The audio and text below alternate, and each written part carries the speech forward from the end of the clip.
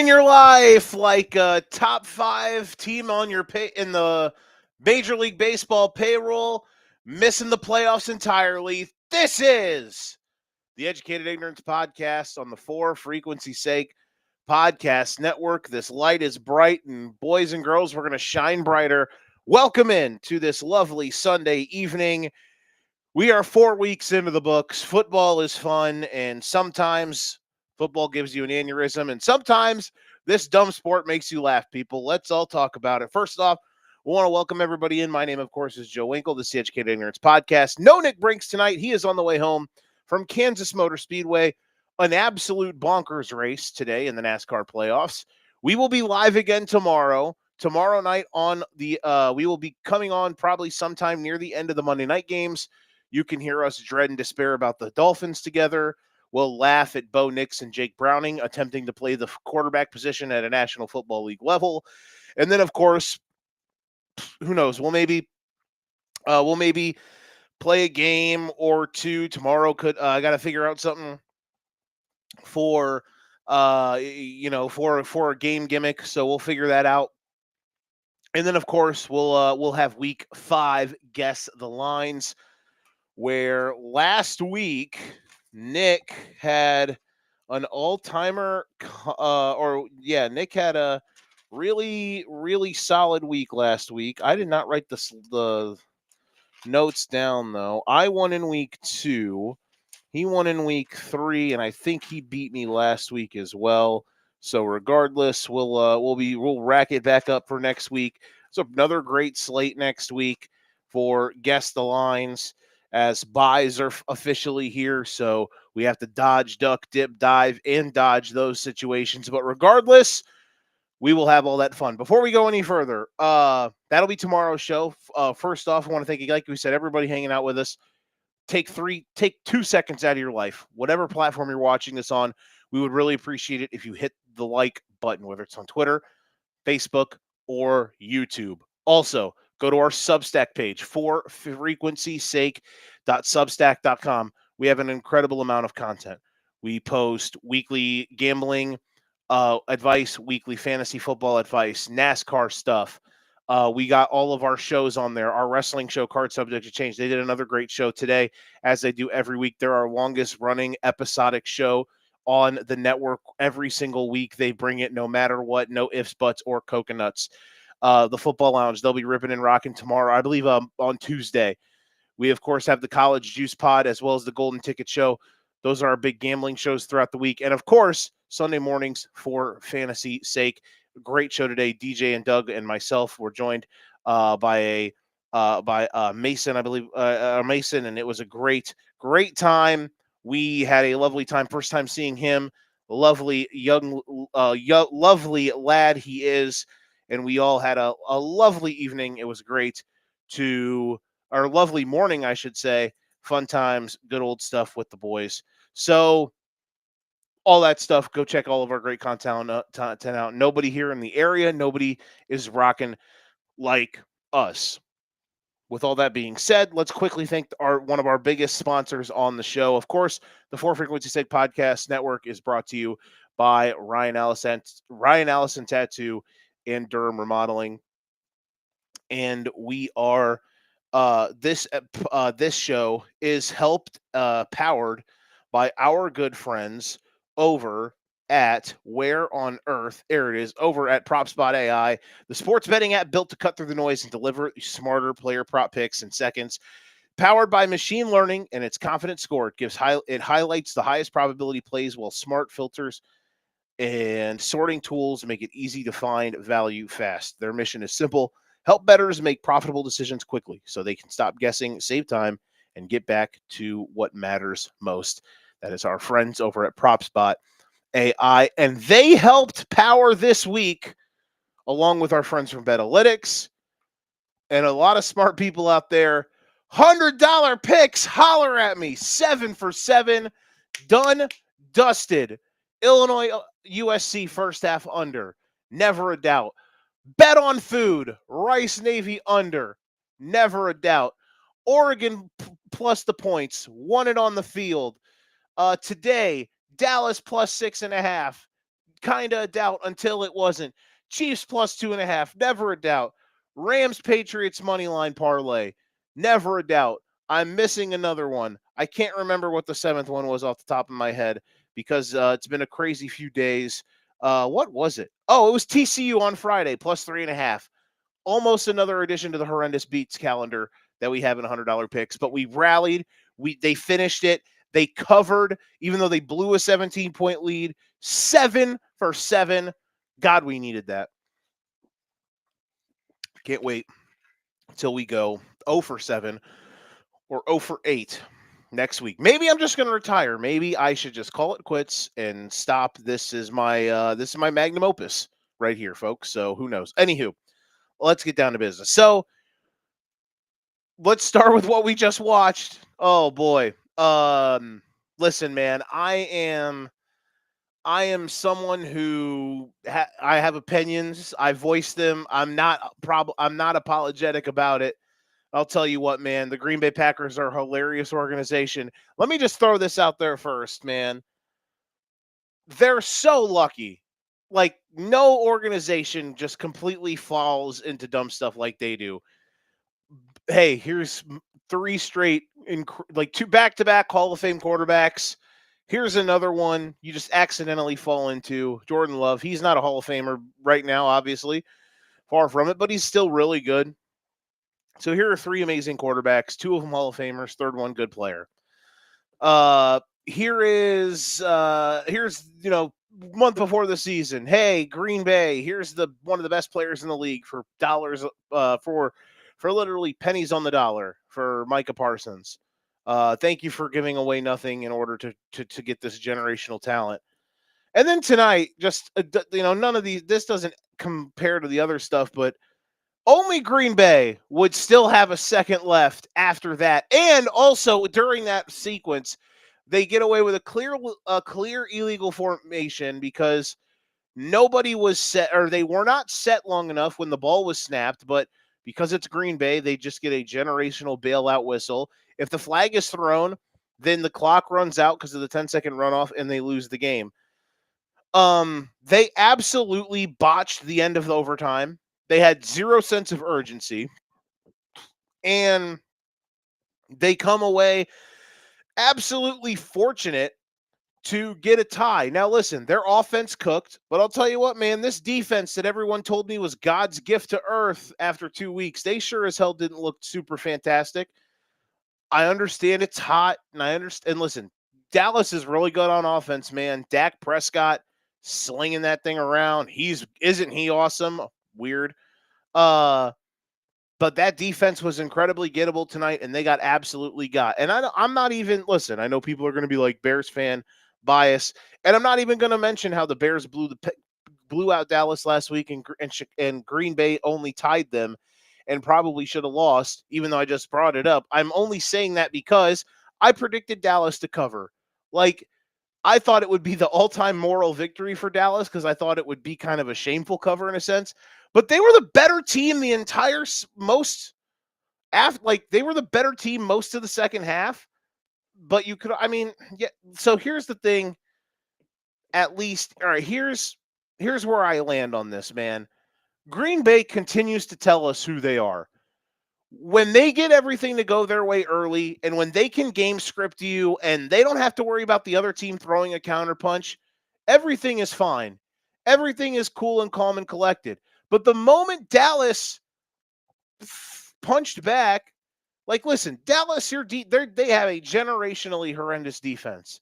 Matt Eberflus is a horrendous coordinator, and their players are bad on that side of the football. They're also very dumb, undisciplined.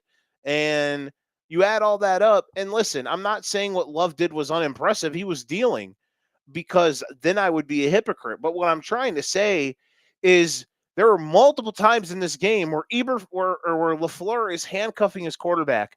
And the end of regulation, when he decided to not try to go get more yards with about 20 seconds left, he just conceded at the 40-yard line, acting like a 50. Listen, they were okay because McManus has a good leg, and a 53-yarder is a 23-yarder these days for half the NFL.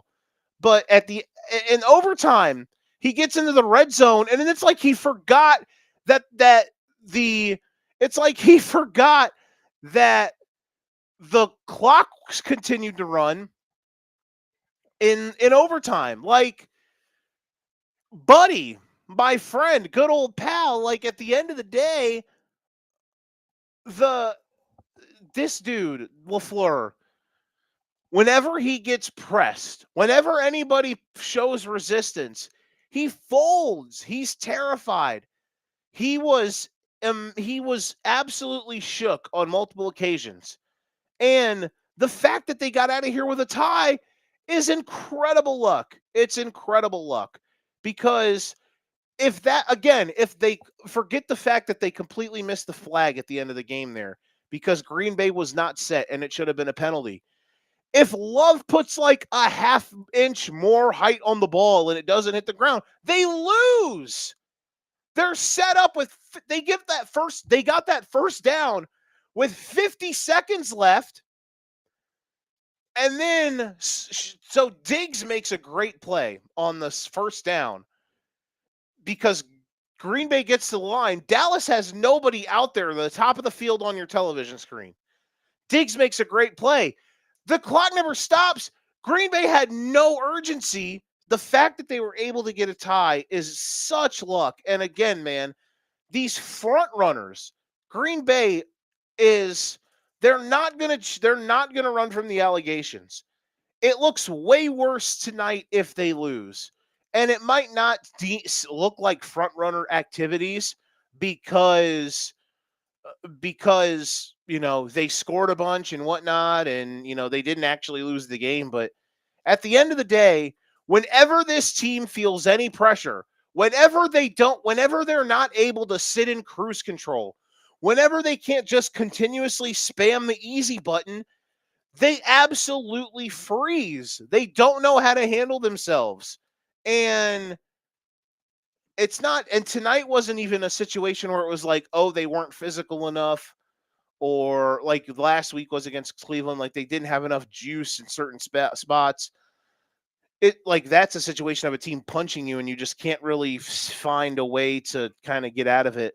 This week was just certain mental lapses, and especially by LaFleur. He coaches scared in certain spots, and I think he's an incredible play caller and play designer, and he's a good coach, obviously. His records speak for itself. But as I said, man, front-running organization, front-running head coach, front-running quarterback. When it all goes well, when there's no pressure, you look awesome. But all of a sudden, just a few different things. This was a layup victory, man, in multiple ways. And they were playing in the first half like they were trying to make and one mixtapes, and then all of a sudden Love gets sloppy as shit with the ball and they fumble. Like there's too many moments where they're sitting there trying to make the cool play. And Jordan Love, man, again, I like him and he was good tonight. But that dude, man, he is the all-time and one mixtape quarterback. Like he is the George Pickens of NFL quarterbacks. Like that dude is so suave and ooh-wee, look at how cool I am because I'm Aaron Rodgers and Brett Favre coded, and I'm just throwing passes out here, and I'm throwing back foot sidearm. Look at my arm angle. Look at all this arm talent. He's so suave and so cool. Like, it's like he doesn't have the Dylan Raiola complex where he's trying to be Patrick Mahomes and he's trying to aura farm. But Jordan Love is the aura farming quarterback of our generation. And again, I say all that knowing he was great tonight. But goddamn, man, when this team falls flat of what they should be, once again, I just want all of you to know that I called it first all the time because that's what this team is. At the end of the day, here's the thing. This team's not winning a championship. They would have to have they would have to prove me wrong. That's it pretty much. Like that would be ultimately proving me wrong. At the end of the day, when the tough gets tough, people and whoever gets going, I don't think that team that wears green and yellow, I don't think they have it in them to be able to navigate tough waters and to really have to earn it multiple times in a row in the playoffs. I just don't. I understand that might be a bold, crazy take for people in week 4 of the season after they scored 40 points and tied in a game they didn't lose. They're 2-1-1. They're instead of 2-2, or they're not even 1-3 or whatever, or 0-4 like a couple teams in the NFL. I understand that's a take that's bold and probably uncomfortable for you people.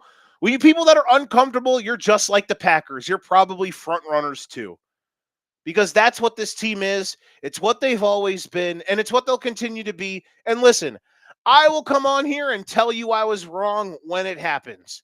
But at the end of the day, when I close my eyes and I try to envision who's going to hold the Lombardi trophy at the end of the year, it's not those dudes. It's not that quarterback. And I understand this is an insanely first take coded segment by me right now, but that's just how it is, people. That's just how it is. Because when certain things hit them in the face, they just don't know how to operate it smoothly.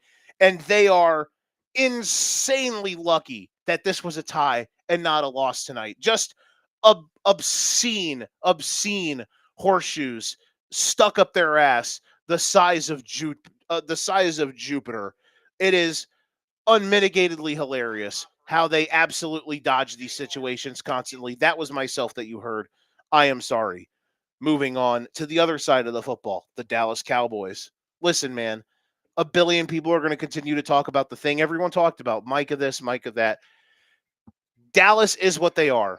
Their offense is good, even without CD. Like I said, it was going to be easier for them to incorporate stuff knowing he wasn't going to play. Unlike last week, when CD got hurt against Chicago 3 plays into the game, like that was just harder for them. And even then, like last week's win from Chicago was impressive, but they had a few pretty, like, they drove the ball. They should have scored more than 14 points. Like, they had 2 drives in the end of the game that got inside the 10, both technically in garbage time, because I think both of them, I mean, they were both 31-14 at the time, but it could have been 31-21, and who knows if them scoring would have made Chicago press the issue a little bit more on offense. But regardless, I don't think Dallas is a terrible team. They're not a good team because that defense, good God, Eberflus is such a bad coach. Like, he never knows how to he's just a bad defensive play caller. And I'm not good at scheming defensive things and whatnot in certain aspects. I think I'm better at pointing out certain stuff when it comes to the offensive side of the ball and just of what I see. But I do know this, man, defensively, like they don't, like, he plays so soft, man. His soft zones just they're not physical at all. They're incredibly undisciplined, weird. Matt Eberflus teaming on, like, how are his defenses in Indianapolis so good, man?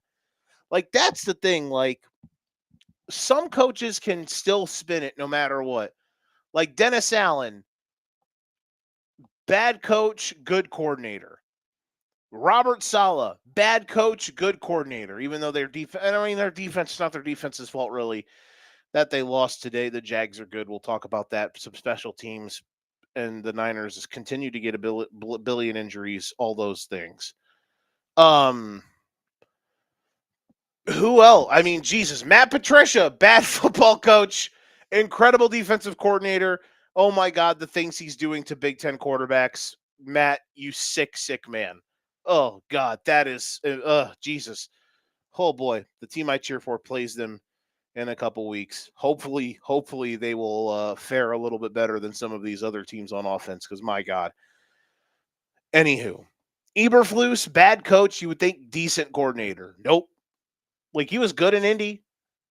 All the Bears stuff broke them. I don't know, but their defense decided to die at the end of his tenure there. And the defense at Dallas, listen, I know they don't have great players, but they've got a couple good-ish players, and they just are still, like, his undisciplinedness carries over, and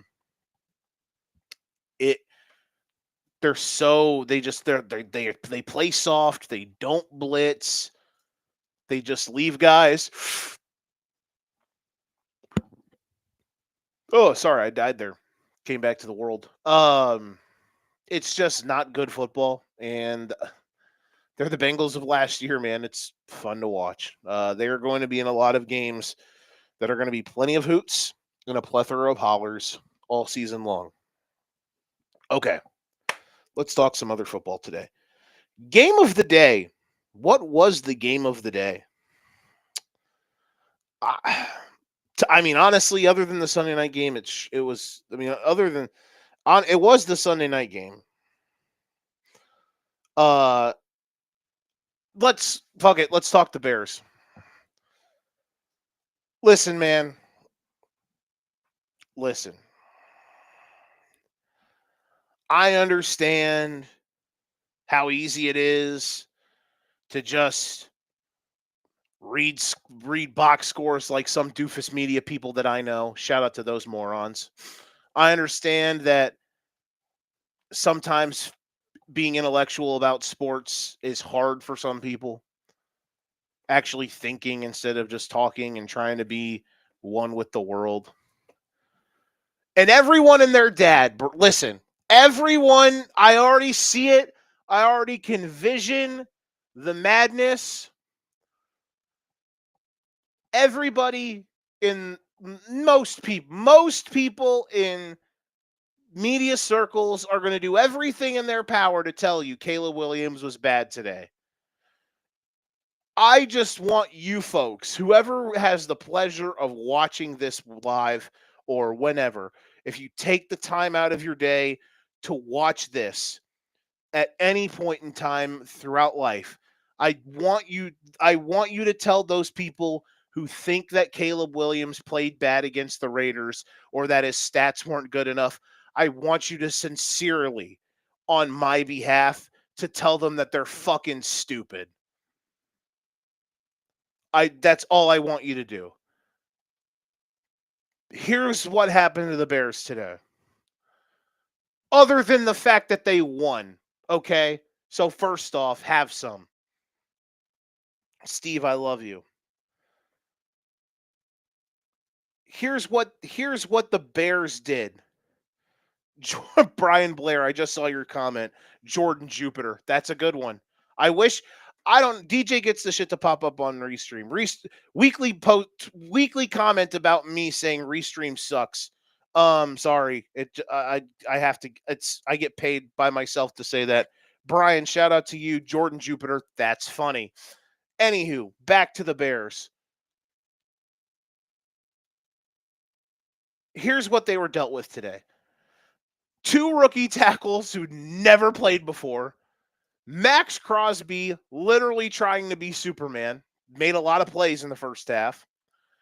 Cole Kmet turning into an absolute terrorist. Multiple drops, multiple false start penalties. If you told me Cole Kmet was the worst player in the NFL today, I would have believed you. But then I would have also told you, actually, I think DeAndre Swift is. Credit to DeAndre Swift. The last 2 plays he made. Good job. The Bears front 7 today couldn't tackle this pen.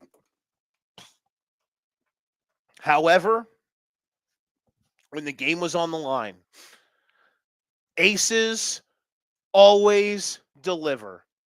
And ladies and gentlemen, the Chicago Bears have an ace at quarterback. Down 5, the game has gone. There have been a million things that have gone wrong throughout the night. You're losing by 5.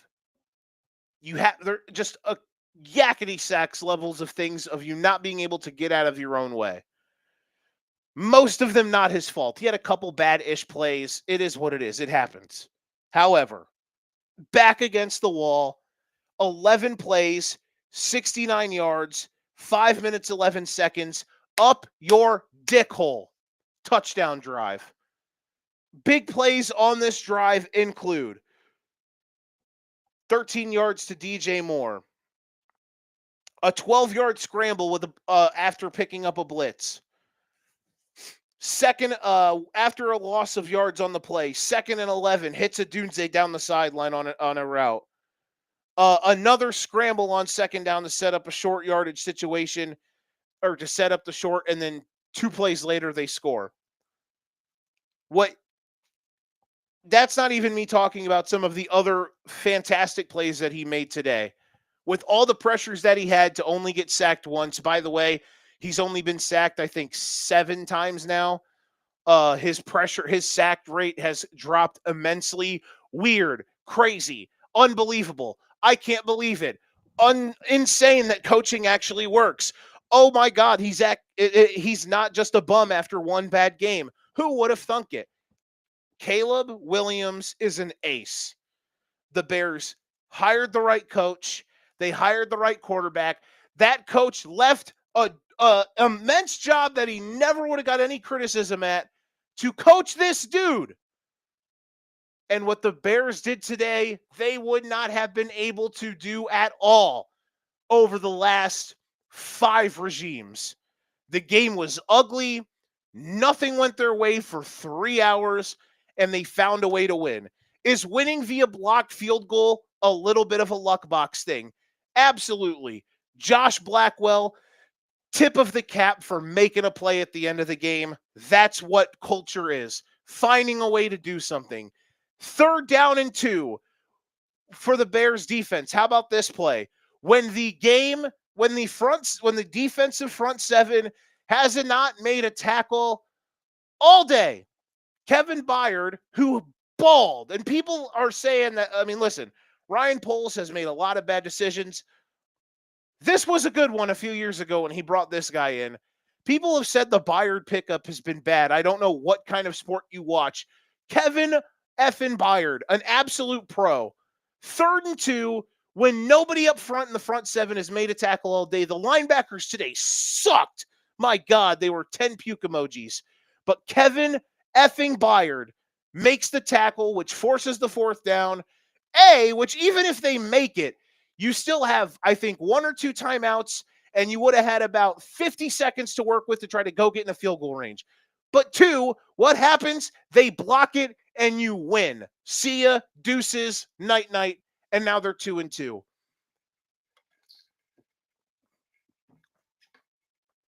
I say all that to say this.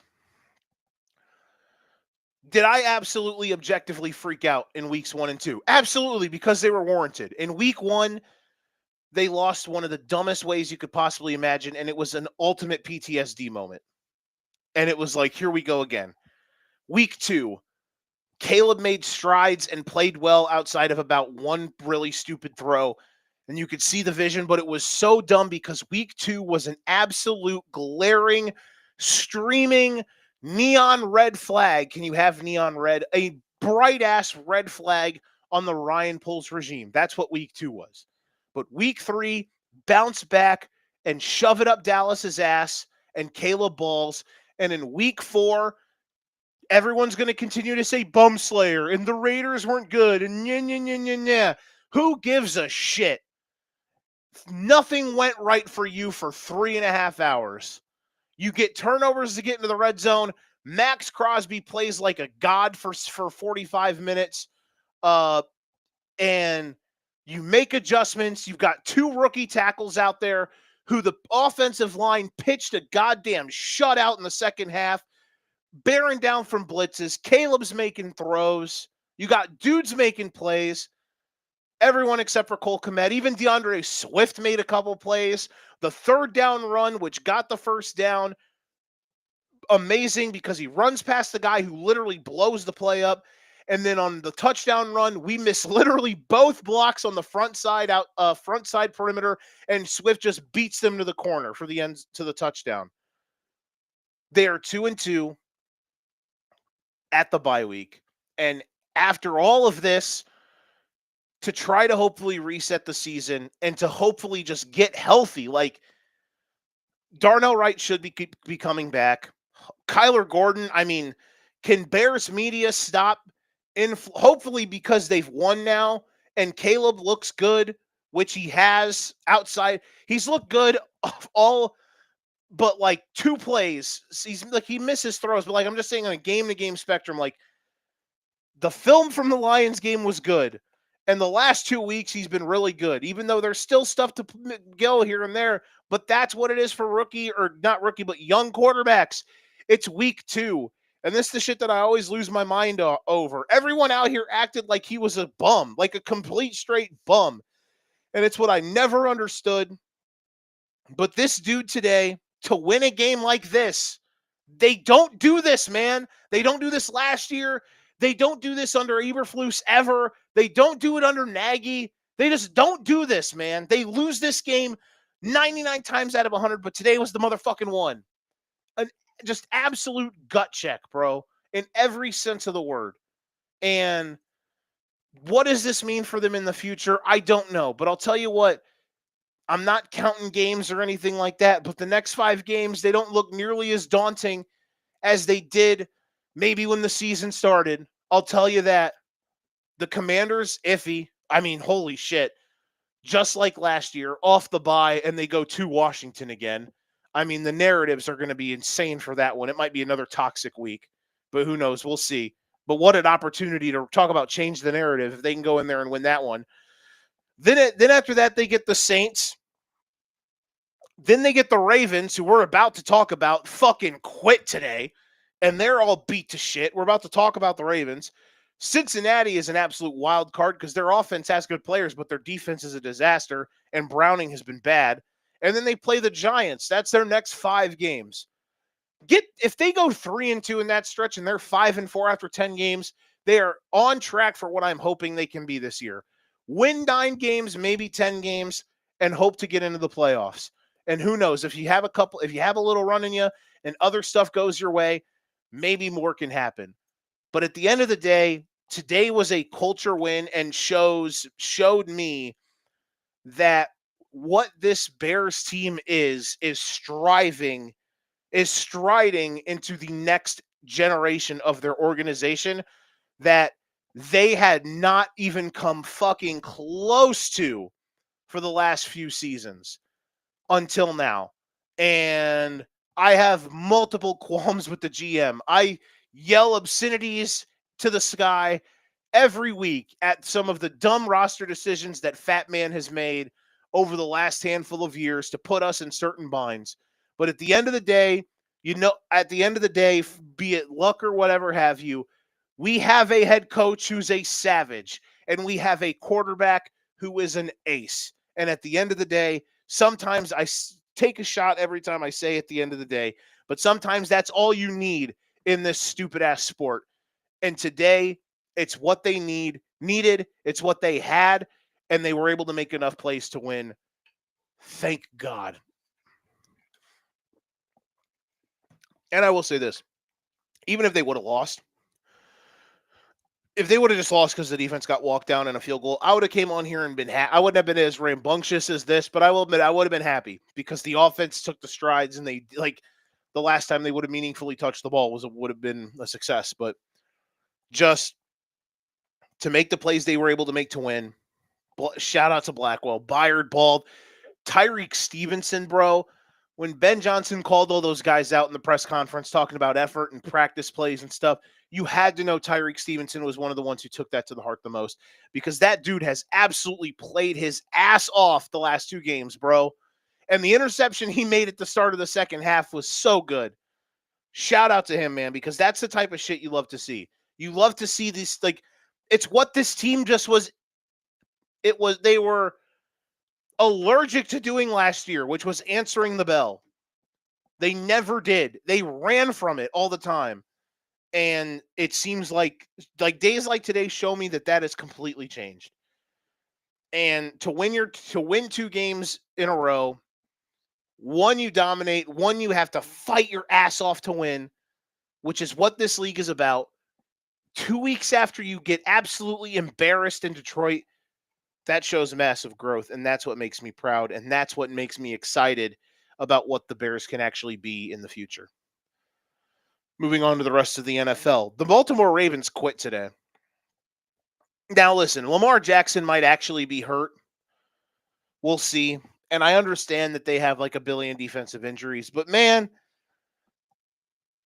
I'm not. Listen, do the Ravens qualify under the front runner gimmick? Like, do they qualify as a front runner? I don't know. Are they dead at 1-3? I don't think so. But if they're seriously banged up, like that's not good. Here's the thing, man. I saw someone today say Lamar's been hurt since camp. Dog, we were talking about him being hurt when they were up by 2 scores and they were dancing all over Buffalo. We weren't talking about him being hurt when their offense actually looked moderately decent for most of the game against Detroit, other than the 7 sacks that he took. But they're down here getting ass blasted in the second half, 30-13, and then Lamar taps out? What?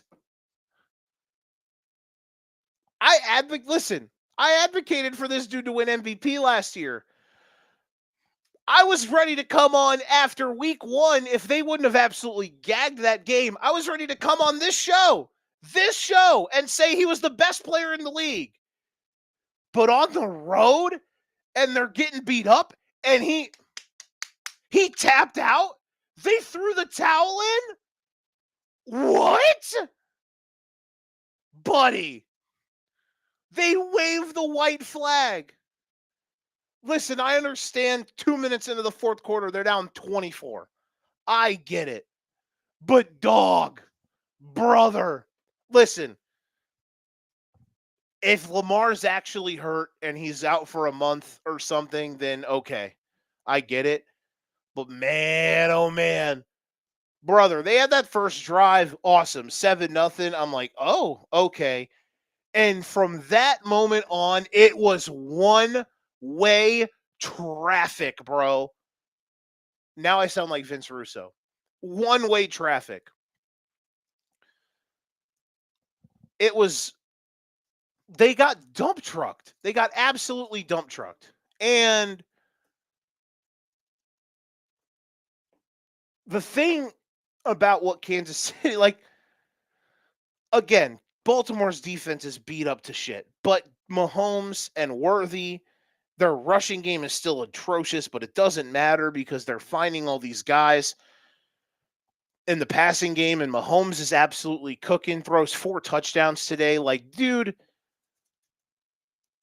there was never, ever a doubt that they would be okay and that eventually they would kind of figure something out. And now, all of a sudden, look who's going to eventually be the team getting healthy at the right time and have guys coming back from suspensions at the right time. Because here's the thing, man. Baltimore's getting injured. Buffalo's defense has a bunch of no-names on it. The Chargers are now 3-1, and they are literally going to be starting a JV unit on offensive line for the next month. All of this while the Chiefs are getting healthier and figuring their games out.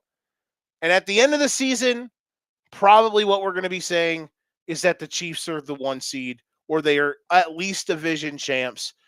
They still have some tough. Their schedule is still not easy, but why would you doubt? Why doubt what they're doing? Ever? Why doubt their process? Why doubt whatever it is they have? Now, listen, maybe the Giants suck. Last week's version did. Maybe the Ravens are complete bad. Maybe Kansas City will go into Jacksonville next Monday night. Can't wait for that game, by the way, and lose. I would be, at the end of the day, I would be shocked. And just an ultimate, just showing your ass job by the Ravens today. Just one of those, a 5-star, no doubt, they are who we thought they were moment. And because of that, I will continue to not have faith in them. I will continue to not trust anything that they do.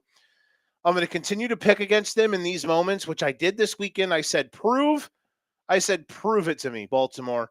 Prove to me that you can win this game, and I'll happily be wrong. Well, guess what? They didn't just lose this game, they tapped out. They quit. The Baltimore Ravens quit. They tapped out, they waved the white flag, they threw in they yelled uncle. And listen, man, I don't know what this means going forward. And I understand they got injuries, and Lamar could very well could be seriously hurt. I don't know, but they quit. They tapped out. They said no mas. We're done. And that speaks fucking volumes. I cannot take them seriously anymore. I can't. Maybe they'll have some mid-season run like they have the last couple of years after a shitty start. Maybe. But I just can't. I can't look at them and be like, yeah, I can trust you to actually go the distance. I just can't. I can't. Because at the end of the day, they've got this in them. They tapped out. No, the No Moss Ravens. Oh, boy. Unreal. Moving on. Where do we want to go? Eagles Bucks was wild. Jalen Hurts completed, like, I have to go actually look at the half by half numbers, but I'm pretty sure he didn't complete a pass in the second half. The Eagles offense once again just completely died. Their first half offense was immaculate. And the only cool thing they did in the second half was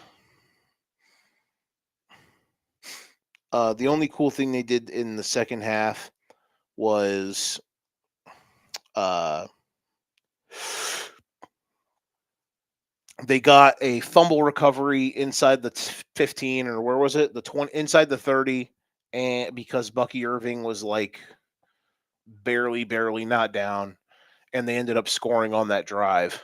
And the play they ran was nice. They came out in the tush push formation and they ran an end around with Saquon and he scored. Cool play. Nice play design.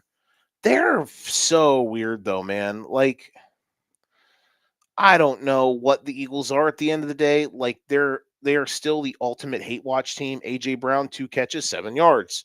Devontae Smith, 2 catches, 29 yards. Like, they don't push the ball vertically at all.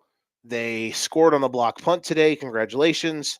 They had a couple nice, really long drives. And then after going up 24-6, here are their offensive drives in the second half. Punt, 3 and out, 3 and out, 3 and out, touchdown on a short field. Punt, 3 and out, 3 and out, safety at the end of the game. I just don't know with them. They're going to be ranked top 2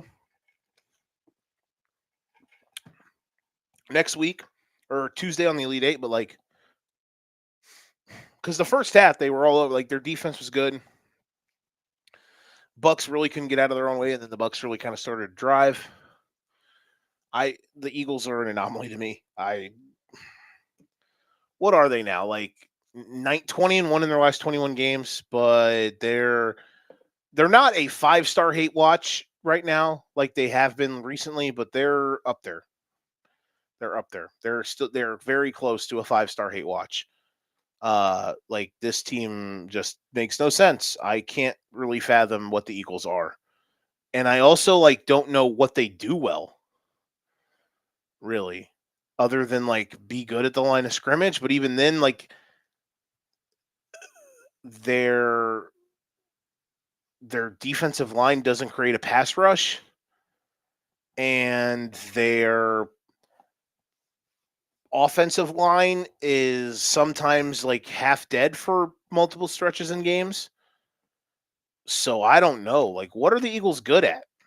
Just winning games, I guess? Which, hey, if that is what it is, then that is the important thing at the end of the day, right? I mean, God, I wish my teams were sometimes just good at winning games, but if that's what the Eagles are good at, then, I mean, hey, it's a hell of a thing to fall back on. The dichotomy of man, the Indianapolis Colts, they lose 27-20 today. And honestly, if there was anything in the $100 picks that should have lost, it should have been the Rams Patriots parlay, because the Colts are Adonai Mitchell being an absolute brain dead fuck from being 4-0. Adonai Mitchell catches a crazy ass pass down the sideline and rumbles, bumbles, and stumbles his way to the end zone. But while running into the end zone, he extends the ball out and it pops out and goes out of the back of the end zone. Oh my God. If that actually happened to a team I cheered for, I'd rip the TV off the wall. Because it's like one thing to drop the ball going into the end zone. That's dumb enough. But what he did is 20,000 times worse. Oh, and then, they're driving their midfield or around midfield. Jonathan Taylor rips with like 2 minutes to go. He rips. Let's see here. I got to get the actual like yardage on this. He rips a 53-yard touchdown with 2:25 left to put him up 7. Psych! No, he doesn't. Adonai Mitchell flag for holding, coming back. And then all of a sudden, they have to punt. And then bada boom, bada bing, one play, 11 seconds later, Tutu Atwell right in your eye hole, and you lose. The Colts are punchy as hell. Daniel Jones makes plays. He throws bad picks sometimes, but hey, you got to take a little to give a little. They've got players, man, but goddamn, this one stings if you're Indianapolis because I thought they went blow for blow with LA is about as good as you could, and then Adonai Mitchell just had multiple brain dead moments that cost them. How about Matthew Stafford, though? Boy, oh boy, that guy's a baller, ain't he? 375 yards. I know a lot of it's aided on the 88-yard touchdown at the end, but Puka Nacua, 13 for 170. That just Matthew Stafford's a freight train. Holy bejesus. What can't that guy do? You can knock him down, but you cannot knock him out. I would be willing to say they were the best team in the league if they wouldn't have gagged last week. I would have. But, man, they're good. They're really good. And their defense has dudes. Jared Verse is a savage. Shout out to the Knowles. And Stafford, Puka, that offense rips. The Jags! Holy baby. What if the Jags defense is actually just good? Like, is that okay to say? They've got guys up front. Like, they've got legitimate guys up front. And Trevor Lawrence has his moments still. Like, here's the thing, man. The Jags are 3-0 or 3-1. They could easily be 4-0, and they haven't played particularly awesome on offense yet. Lawrence has been spotty. Brian Thomas Jr. still has moments that are make you scream, but he had 5 catches today. They got Travis Hunter involved a few times. Their run game rips. Liam Cohen, my God, just a wizard when it comes to inventing a run game. Travis Etienne, welcome back to the island of relevance. 19 for $124 and multiple heartbreaking long dagger runs, including early in the game, a 48-yard touchdown run. But yeah, man, their defense is really good. They force turnovers. They have like 13 or 14 already through 4 games. And I understand that can be a variance thing, but you know, listen, sometimes you can ride that wave. They answer, man. They just answer. They don't waver like they've done before. You know, they were very, once the moment gets to them, they kind of fold team. This year they have not. They have made plays like when San Francisco made it 17-14 and they just answer. They come down, get a great drive after to get a field goal, and then they force a 3 and out. Boom, punt return, 90 yards, Parker Washington touchdown, up 2 scores. Then San Francisco makes it 26-21. The Jags, I think, did they turn it over? Or no, they missed the field goal. And then you're like, well, the Jags are going to Jags this one away. Nope. Calm, cool, and collected. Defense gets a stop, or nope. Or even after the touchdown from the Rams, or the Niners, excuse me, calm, cool, and collected.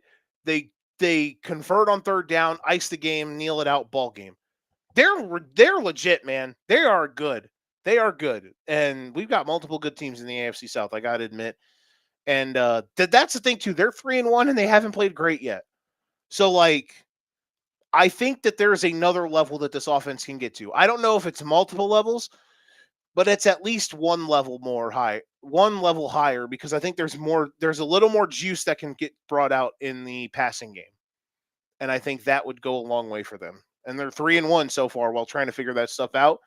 Impressive stuff. They got Kansas City next Monday night. Duval, that place is going to be levitating. That game's going to be awesome. I will be seated next Monday night watching Jags Chiefs, excuse me. Lions handle business. Pats handle business. Good God, the Panthers. Talk about a team that quit today. Jesus Christmas. Bills, dicey. Shout out to the Saints for not folding. They made plays. The Falcons, nice little win. Watched some of it. Not all. They were on the multi-view most of the day. They were kind of out of my. They were, there's moments that they were in and out of the book today, but they always kept them at arm's length. That was impressive. Penix, after a dud last week, had a really good game. 313 yards. Bijan had a huge day. Drake London's balling. Yeah, they were nice. They looked really good. And I will say this too about the Falcons. They might have crushed this draft. I think they kind of crushed it because all of these rookies that they drafted on the defensive side can play. Like Walker, Pierce, Watts, the kid from Notre Dame, the safety. Like they got dudes, man. That they have put some good pieces on that defense. Like they're making plays. Shout out to Jackson. Hey, man. Okay. The Giants got their first win today. Tip of the cap. Jackson Dart, you are an NFL game winner. You look at the raw box score, it's not going to look pretty. It's 111 yards. He had a touchdown. He had some, I don't know what he finished for running the ball. I got to look that up here. But this game I had on the quad box, and I was dialed into this throughout. This was one of the games I watched the most. Dart, 54 yards on the ground. Here is what and the sad news for them, Malik Neighbors is going to be done for the year with an ACL injury, man. MetLife takes another one. Jeez, man. Just a terrible place to play. And I feel for Malik because that's tough. Back to the good stuff about this game. Prayers up to Malik Neighbors. Jackson Dart, I do not know how sustainable his style of play is, but I will say this, man. That kid's got nuts. That kid lets them hang, bro. He lets them things hang. And at the end of the day, at the end of the day, that goes a long way. It goes a long way. And he's making plays like crazy. Excuse me. He sticks his face in the fan at every moment. And he's not afraid of taking a big hit, trying to dive forward and make something happen for an extra few yards. He is fearless, and I credit him. I was amazed at how many times today I just said that, like he's tough as hell. He's tough as hell. And he made a few throws, and he had some good runs. And I don't know. Him and Scatabo as a QB running back combination is hilarious and awesome and fun. I will say at the end of the day, man, the Giants are watchable. I don't know how, their defensive line rips. Dexter Lawrence. What if Dexter Lawrence is the best player in the NFL? Like, how many guys are better than Dexter Lawrence, man? Serious question. He's good very good player. Good Lord. But yeah, man, the Giants are watchable now with Dart playing. Because, again, it's not spectacular stuff when it comes to a robust passing game. But he's going to do some things that make you sit up in your chair. And Scadaboo's electric. Fun. They were fun today. Hell of a win. And when they can game script it right, that is when they are nasty. Because that allows their defensive line to control the game. And then you can kind of do things there to work it out. And that was what they were able to do today. And I'm excited to see how they continue to evolve going forward. They have the Saints next week. The Giants could be 2-3 in a league where a lot of teams are below 500. The Giants could be 2-3. They could be right there with them in the near 500 race. Fun times. On the other side, the Chargers, I will say this. Joe Alt going down today is not good, and their offensive line is incredibly dinged up, and I hope that it gets better because, yeah, tough. Let's see. Do I have anything else to say about today? Not really. Thursday, I didn't watch much of the Dublin game really at all, so don't have much words on that. And Seahawks Cardinals Thursday night. Every NFC West game is fun, and Sam Darnold's a baller. That is my TED Talk. He's good. Baller might be a strong word, but Jackson Smith-Njigba's a baller, and Sam Darnold makes plays. And yeah, what did Darnold finish with? 242 on Thursday. That was a really fun game. Yeah, man, NFC West is awesome. The NFC has 1, 2, 3, 4, 5, 6, 7, 8, 9, 10, 11. They have 12 teams. 12 of their 16 teams are 500 or better. And the AFC has 1, 2, 3, 4, 5, 6, 7, 8. They have 8. Yikes. So the NFC is a bloodbath. Like, there are clearly, like, I think eventually the Saints are going to be like the Saints are by far the worst team. No, the Saints and the Panthers. I think the Panthers' last win last week was fluke, more or less, because they look terrible today. I think the Saints and the Panthers are moderately easy outs on a weekly basis.